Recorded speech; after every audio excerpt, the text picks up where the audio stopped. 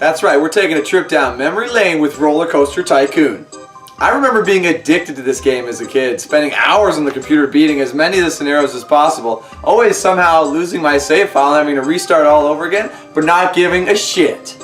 RollerCoaster Tycoon wasn't the first Tycoon game out there, but it definitely spawned a series of successors trying to capture the same type of gameplay in different settings. Mall Tycoon, Airport Tycoon, all sorts of them, but none of them really able to capture the same type of feel that began with RollerCoaster Tycoon. What makes this game so special is the amount of pure creativity that you can engage in when playing this game. Everything is up for grabs. You can customize every aspect of your park. To the rides, the different scenery types, the pass, how all things move. You can customize people's names, your employees' name. You can do almost whatever you want. Many of the scenarios have a blank park and you can completely lay out the park in any way that you want. Building rides here, over there, scenery things, having super crazy intricate paths, all sorts of shit. In these customization options is really where the fun of RollerCoaster Tycoon comes in. Managing your park and creating all sorts of different things the way you want to feels great and is a lot of fun. Now, having too many customization options can be overwhelming for some players, but in RollerCoaster Tycoon they manage to keep things somewhat simple given the amount of options that you have. You only have a select amount of options for rides, and in the roller coaster builder they take you step by step through building the ride, and it makes so much sense that you never feel overwhelmed with all the different options that you can go through. This roller coaster building mechanic that they've made, where you can create custom-made roller coasters the way you want it, weaving them in and out through your paths and other rides around the park, is so much fun. This, in my opinion, is by far the best part of the game. Making different roller coasters, different types of roller coasters with loops and twists and turns, and making sure that the guests actually like them once they get on and make you lots of money. That is so fun to me and definitely worth looking at and spending a lot of time on in this game. It's really easy to jump right into this game and start playing right away and messing around and have some success. It's built for that. But there is a learning curve as well, and the more you play, the better you get at it. You learn what the guests like and what's going to make the most amount of money. So when you're building your rides and building your park, you can maximize it to make it a cash-making machine. RollerCoaster Tycoon is a management sim, and with that does come the managing your money and the whole business side of the park. Some people may like these aspects, some people may dislike them. In my opinion, they're done really well. So people who do like the management style sim type games will appreciate this part of the game. It's fairly simple, but again, there are options for you to do. You can hire staff, you can specify where you want them to patrol, you can take out advertisements to bring in new guests to your park. There are a ton of options to really try to maximize the amount of money that your park is making and please your guests as much as possible. The park guests can be pretty fickle, and to me, this is the part of the game that kind of holds it back a little bit. The AI just has trouble dealing with certain things. The park guest AI will have it just wander around the park aimlessly with no kind of intent and deciding when it reaches rides or stores whether or not it wants to engage with those, rather than searching out its needs specifically, which can cause a few problems. If the guests are hungry or thirsty, they won't go and seek out the drink stalls or the burger stalls to feed themselves. They just have to get lucky and happen upon them. So what that forces you to have to do is you can't have a food court type area if that's what you're looking for. You kind of have to spread out your drink stalls and your bathrooms and your food shops all over the park so that guests will happen to come across them and nobody will really get hungry or thirsty and get upset with you. And when a guest gets really upset, who cares? Yeah, they want to go home, but if they're deep into the park and they don't just happen to find the park exit, they'll have trouble making their way to leave the park, lowering your park rating because they hate it, and you get a bunch of notifications saying, oh, park guest is lost. Like, figure it out. You have a park map, just get to the exit, but the AI just can't handle that in this game. When I said earlier that you can build your park in whatever way you want, that is true. That the grid system allows you to put paths on top of each other and rides and weave them in and out through each other if there's space.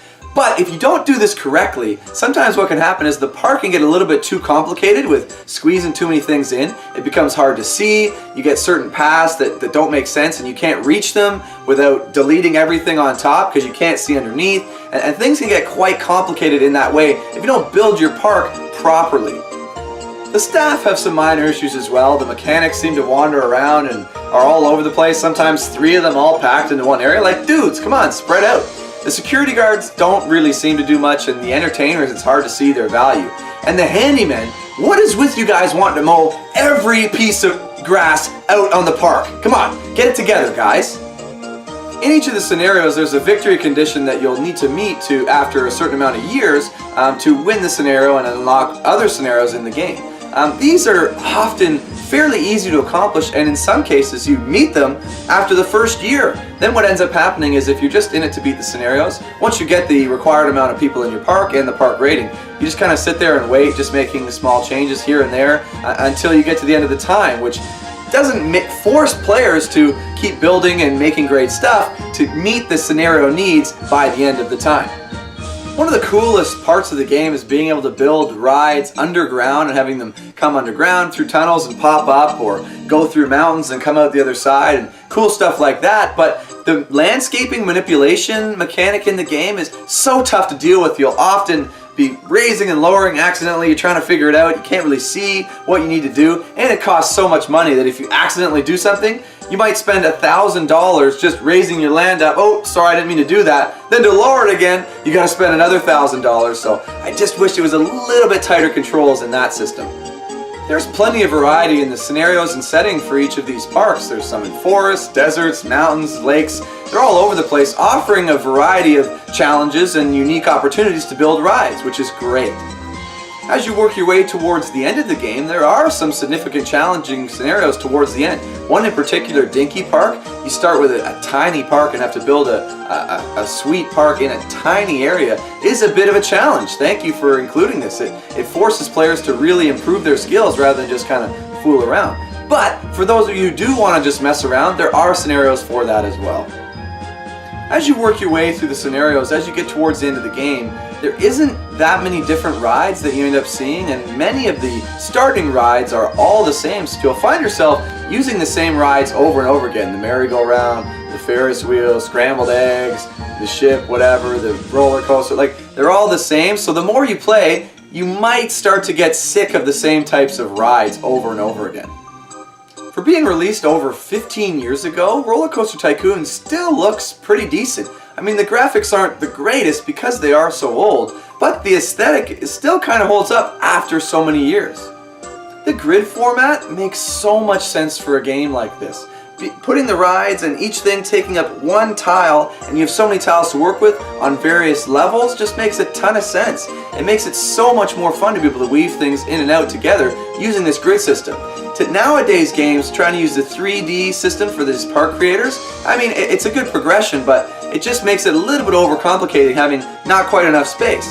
In RollerCoaster Tycoon, it's quite clear how much space each thing takes up. 1, 2, 3, however many tiles. So it makes it so much easier for people to just jump right in and know how to play this game right away. The sound effects, like the money cha-ching, or the people screaming, or people laughing, the music, it all kind of contributes to this, theme park, amusement park feel, which makes sense, but the longer you play, it's the same sound effects over and over again, so it can start to get a little bit annoying.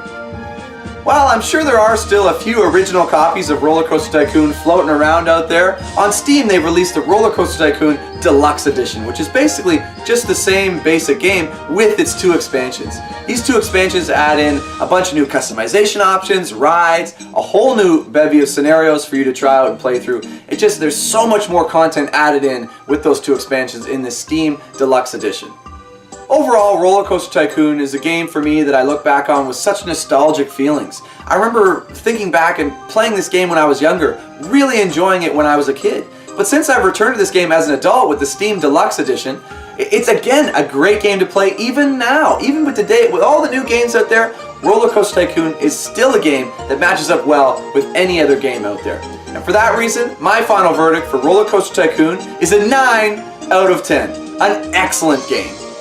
Whether you found a copy of the original RollerCoaster Tycoon or you just want to settle, grab the Steam Deluxe version, this game is well worth your time. If you played it before when you're younger, give it a shot and return to it. Play through all the scenarios again. It's loads of fun. Or if you've never tried playing this game before, I highly, highly recommend it. Well, that'll do it for RollerCoaster Tycoon. I gotta thank you guys so much for watching. If you used to play RollerCoaster Tycoon when you were a kid, let me know, share with your friends, spread the love about this awesome game. But again, thank you so much for watching, and I hope to see you guys next time on Yes Guy Gaming.